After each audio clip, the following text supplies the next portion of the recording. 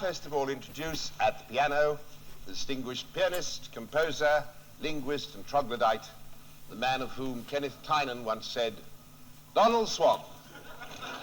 Oh, good evening. I'm Michael Flanders, no relation to the Moll of the same name, I hope. We write songs. I write the words of these songs. Swann here writes the music.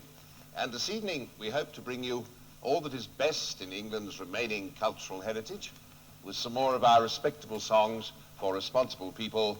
We've had an absolutely marvellous time since we saw you last. We've been all the way around the world, visiting the Commonwealth while it's still there. We went to Hong Kong, went to the late Singapore. We spent 6 delightful months in Australia, entertaining the Australians, whose need, let's face it, is greater even than yours. Still quite a lot of them there, hopping around all over the place. We found, of course, their way of life was wholly different from our own. For example, they have Coronation Street on a Tuesday. We were told, though, that their seasons in Australia were the other way round. This is complete nonsense. Because they have their winter in August, just the same as we do. We get another one just about now, of course. We do it all. Donald took some marvellous photographs of the world, of our trip round, you know, from an altitude of 4 feet, showing conclusively that certain parts are white with blurry edges and the remainder black with crosses on it. It's a very, very considerable scientific achievement. Do mention this because there was a rumour going around that we only went abroad in order to get some honour for our services to exports.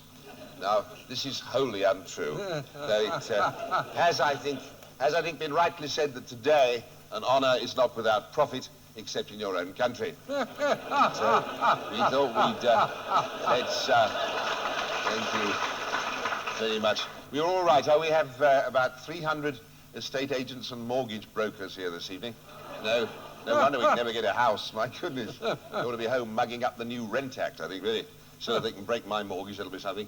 Let's get started on the first song. Well, he likes it, he's got worries of his own. Not to worry, we have a good time. Think we're going to get any down here? I hope so. Mind your feet. This is sort of test piece. It doesn't count, really. It's the first one. Helps us to get the pitch of the hall, see if we're all right for quantity. It's all about shyness. It's called Twice Shy.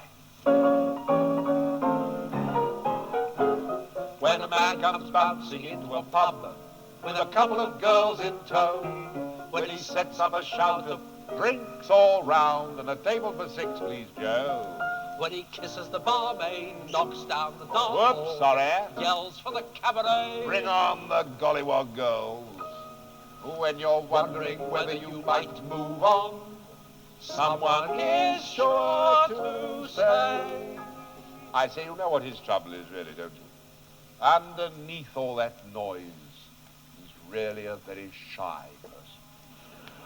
He's shy, though he wears a fluorescent tie. With a deep down need to assert himself, we know the reason why. He's shy, give him another try. When you hear his voice in a crowded room, and that laugh like a sonic boom, go right on over to meet your doom, 'cause underneath he's shy, he's really terribly shy. When it's ladies' night at the Carlton Club, and a young woman comes in, smoking a 6-inch Burma cheroot and playing a violin. When she leaps on a table, strips off her sable, shouting, "Who wants a lark?" Then the elderly member who signed her in will tentatively remark, "Yes, well, I'm afraid she does tend to overcompensate for a basic lack of self-confidence. She's shy. She's as sensitive as you or I. Too bad she has to behave like that. It makes you want to cry. She's shy, so shy. We know the reason why. Though her private life is a public mess, and she's written a book called I Confess, Still she looks quite sweet in her topless dress. And underneath she's shy. She's really dreadfully shy. Well, of course, there are times when we're all ill at ease, that we try to act suave and cool, when everyone seems to know everyone else. It's just like that first day at school. It can be a nuisance, affecting insouciance, trying to mix with the crowd, knowing that one is probably talking just that tiny little bit too fast, and laughing a lot too loud. Well, where's the laugh then? What are you doing again at it? Well, I'm not going to do it, for goodness sake. Oh, it's like acting with Lassie. Oh. We're shy. We're shy. You'll have spotted it with half an eye. And it does no good to conceal that fact. It's useless to deny. You're shy. I'm shy. You're shy. However hard we try, though we got the music and words of Pat. Well, very nearly. Every blessed time that we drop our hat, we can't help wondering what we're at. Donald, have you ever woken up in the middle of one of these shows and gazed out at all these rows and rows of all that is finest and best, and asked yourself what on earth we are doing up here? 'Cause underneath we're shy. We're really terribly shy. Let's get out of here.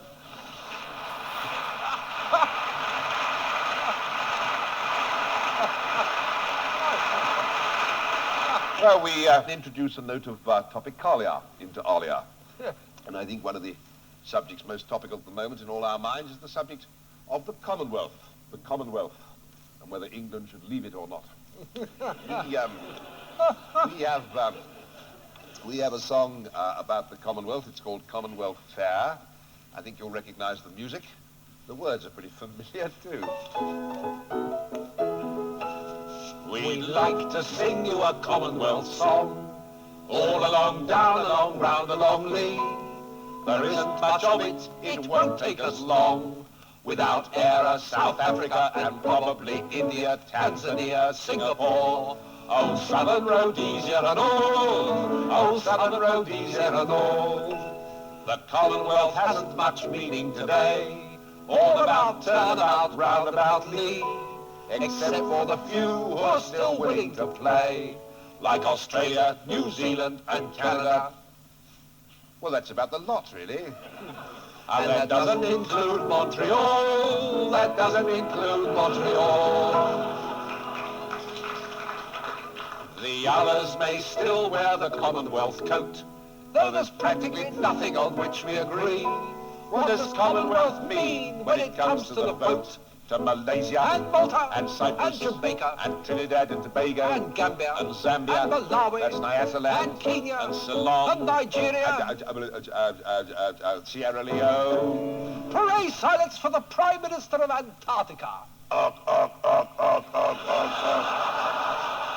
Uganda and Ghana and all, old Uncle and Kruger and all. I'll never get that video. What is it? Ghana?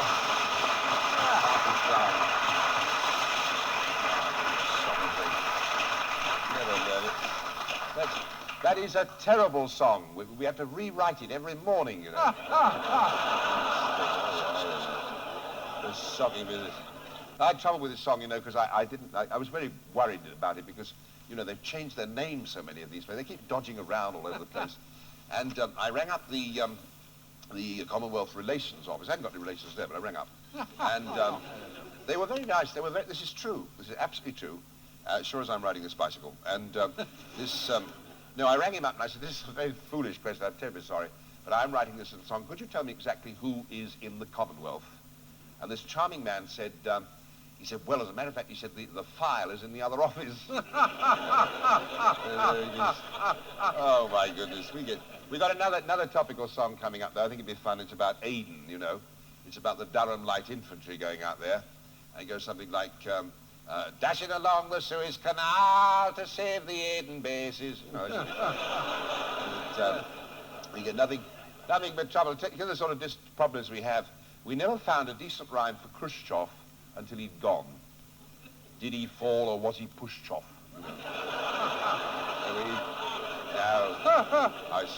No use now, really, you know. Well, I take it that all of us are in favor of freedom of speech, provided it's not calculated to change our Western way of thought. I'm all for freedom of speech myself. Swann, too, has spent a lifetime fighting against censorship. Oh, yes, I must say that we do feel that perhaps the whole field of literature and the arts has got a little too uninhibited lately, wouldn't you say?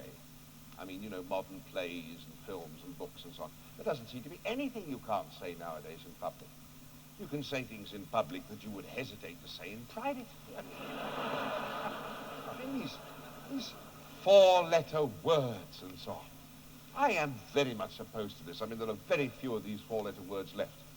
If they all come into common use, we'll have nothing left for special occasions, will we? Still, times are undoubtedly changing. O tempora, o mores, as they say. O times, o daily mirror. And we feel that the time has perhaps come for us to take our stand on the somewhat polluted beaches of the Nouvelle Vague, to say goodbye to mealy-mouthed hypocrisy, which has served us so well for so long. Come right out with something adult, fearless, and forthright, and filthy.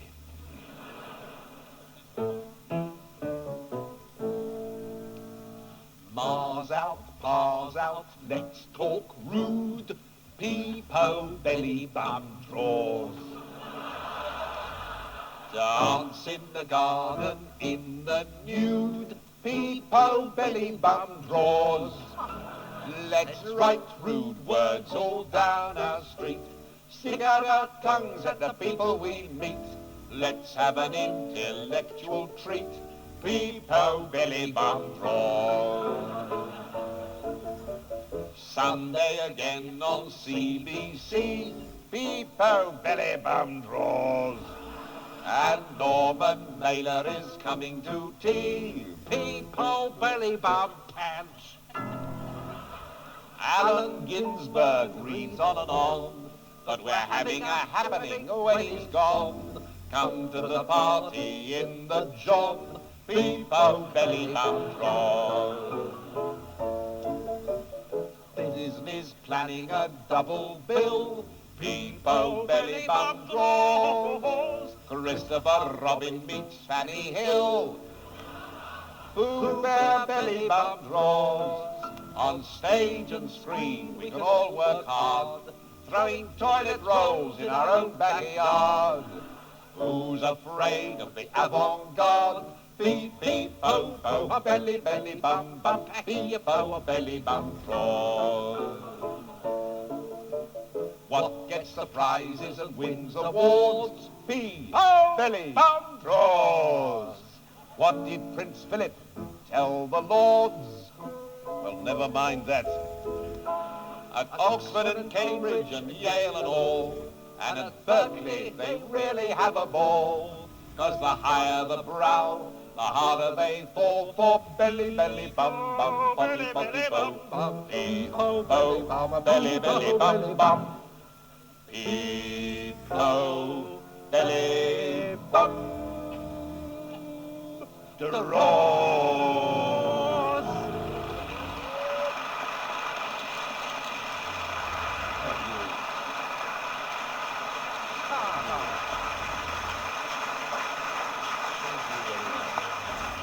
It's only water. I was going to wash my mouth out, you see.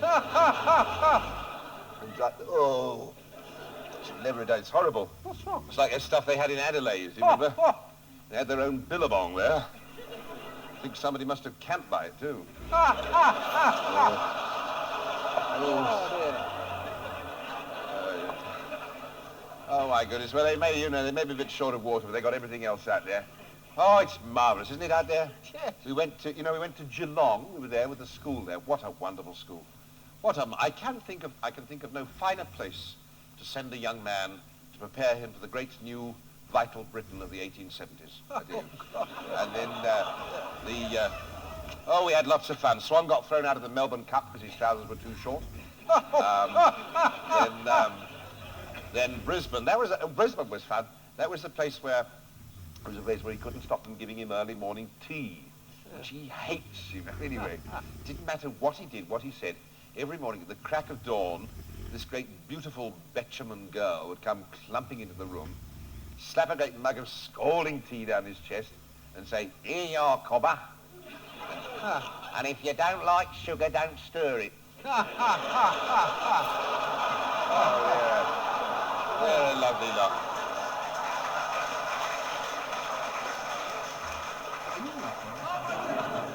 You aren't dead. Poor old chap.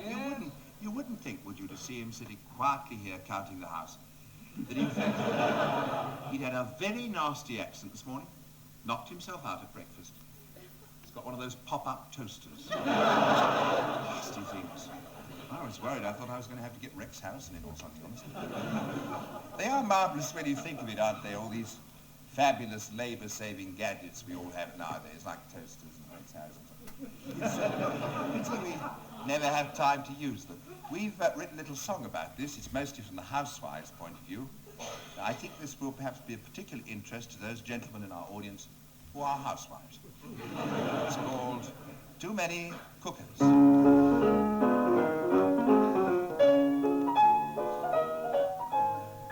When we had an old-fashioned kitchen, cooking was a slow but easy-going job. A place to talk, a place to sit and stitch in, while we kept half an eye on the kettle on the hob. Cooks went the way of the dinosaur, we struggled on alone. Then science provided the answer, freed the British housewife, give her a life of her own. Our kitchen on the modern plan may be a fancy looker, but we've jumped out of the frying pan into the pressure cooker. We have every sort of gadget now for every sort of chore, but it's much more work and worry than it ever was before. There are cables on the tables with plugs of every shape, and what we save in elbow grease, we spend on insulating tape. Is quite prodigious at refrigerating grub, but every 40 minutes it goes We're confused by all the fuses, the oven changes gear, instead of a cook you really need a consulting engineer. There's a pinger on the ringer, we can't hear each other speak. That thing on the shelf's been whipping itself for the best part of a week. The pilot light is winking, we can't locate the switch. We've every sort of gadget, but we don't know which is which. With our new pneumatic icer, self-actuated dicer, the ideal for cooking rice, and the hard-boiled duck egg slicer, with the universal grater, and a pink desiccator, the vibrating dehydrator, and a plastic percolator, and the electric coffee grinder, the serrated bacon grinder. It's much more a reminder of the vermicelli winder. Oh, we've every sort of gadget, and it's rather odd to think we still can't open sardine tins, and we still stop after the sink.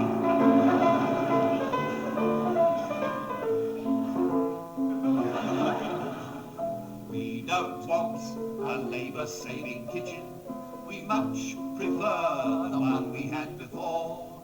Why did science have to pitch it to our nice old-fashioned kitchen? Please don't save us labour anymore.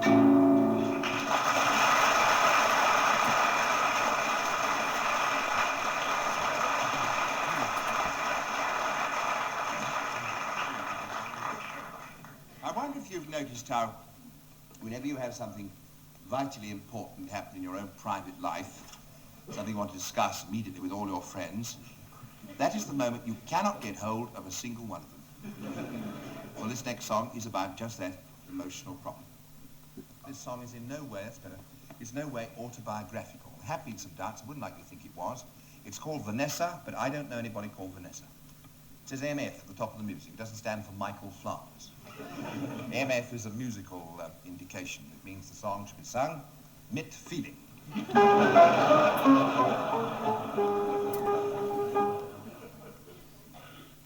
I suffer in silence more than most. I suppose I'm made that way. But there comes a time when it's talk or burst. That time has come today. The most ghastly crisis of my whole life. I don't want to be a bore, but it's time for chums to rally round. I mean, that's what chums are for. I said to myself, when it happened, I just can't face this thing alone. I don't dare leave the house, of course, but thank God there's the phone. So I've spent today giving all my friends a ring. And tonight, I'm facing one more, quite appalling thing.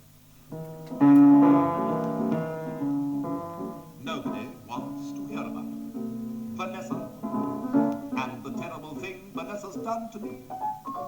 I rang up good old Arthur before it got me down, but his mother, Mrs. Habsburg, told me Arthur's out of town.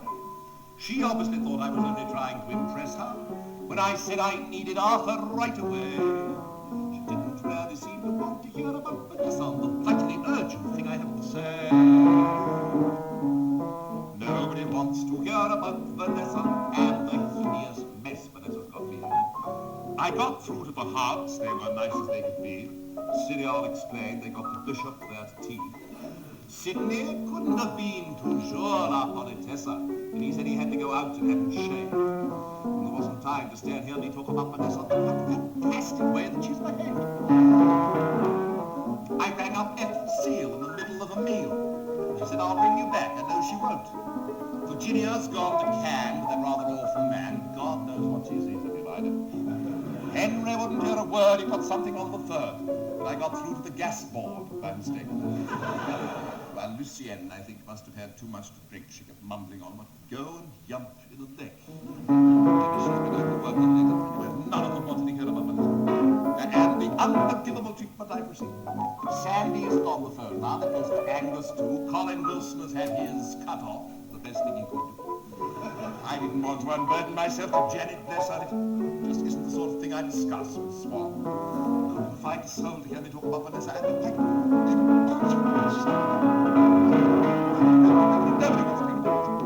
And the indescribably awful thing she's done. I rang up Elizabeth Hardy, but every time I tried, somebody took the receiver off, but nobody replied. When I think of the times I've acted as father confessor when their permutated love lives go astray, it's hard to find not a single one of my so-called friends who's benefited from my proposition.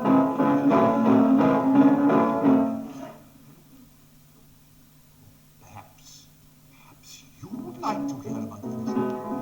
What she did and how it's finished me, because we all started.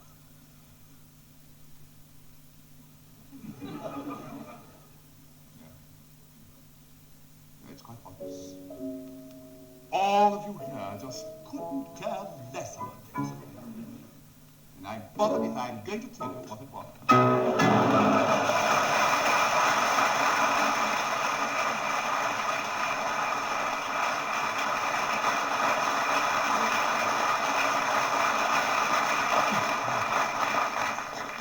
The Tooley Street branch of the Musicians' Union says he has to have a tea break.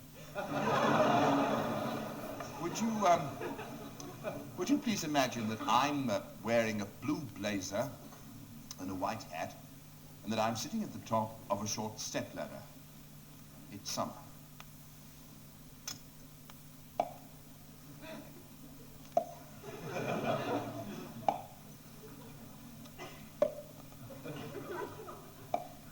Wimbledon, June, ladies singles, third round. Ball boys are bounding all over the ground. Play started at 2 and we're still on the rack. It's 4:45 and they've hardly begun. A perfect defense meets a perfect attack. Miss L. Hammerfest beats Miss J. Hunter Dunn. Game to Miss Hunter Dunn. Miss Hammerfest leads by 2-1 in the third set. Having won the first by 18 games to 16, lost the second 25-27.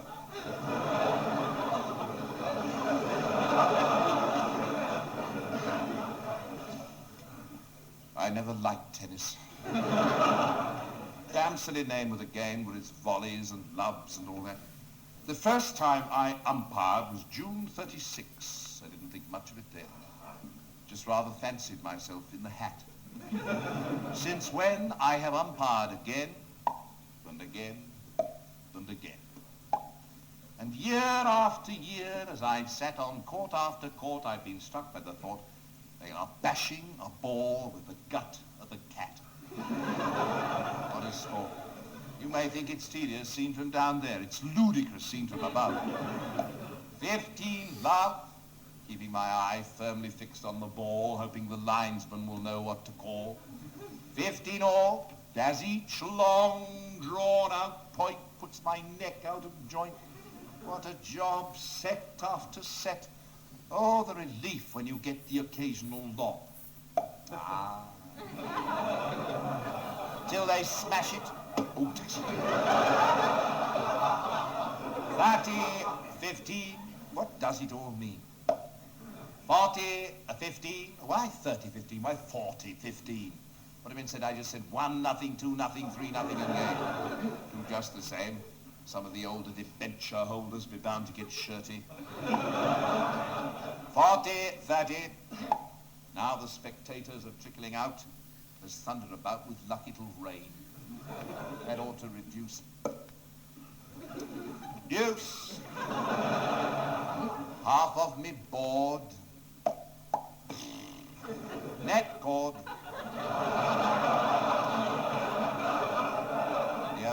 The other half nervous. First service. Wish it were dinner. Thank God a winner. Advantage, Miss Hammerfest. Bonk. Bink. Bonk. Bink. Drives you to drink. Sitting up here, I'm obsessed with the fear of getting it wrong. Everyone else will be going bonk, bink. I shall be going bink, bonk. Oh, do get it over with. What is the use? Well, we're back again. Use. Wimbledon, June, ladies singles, third round. Groundsmen are asked, how's the state of the ground? Players are photographed, jumping the nets. Here sits a figure one always forgets. The umpire, upon whom the sun never sets.